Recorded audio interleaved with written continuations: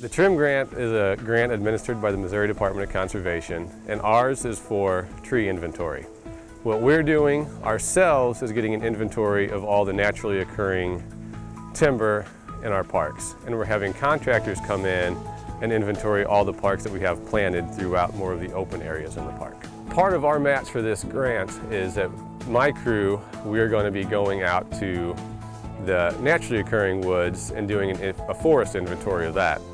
So basically what we'll do is we'll go and we'll take a plot, a certain number of plots per stand depending on the size of the stand, and we'll collect information on that. And what we're trying to find out here basically is the health of our woods, how many trees we have, if it's too thick, if it's too thin, if we need to get more trees in there, if we need to thin some trees out, and try and find out what tree species we have there. And this is going to be beneficial to us in the future because we'll be able to make good scientific-based decisions on management we do.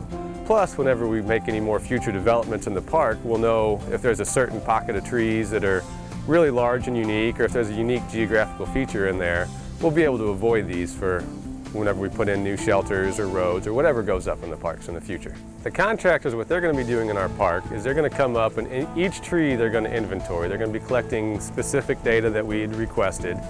Location of the tree, tree species, tree height, diameter, and eventually they're going to get the value of the tree. And this is a value based on Forest Service and other agencies that model what the tree species is, the location, and it'll take into account things like aesthetic value, stormwater mitigation, things like that.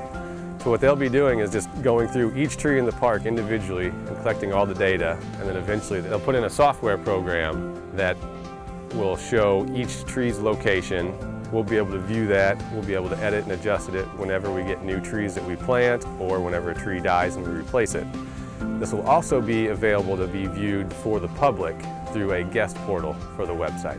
One of the real neat things we'll get out of this inventory is we'll be able to get a valuation of all the trees in our parks, and we'll be able to get it for specific trees, for the entire park system, or for a specific park.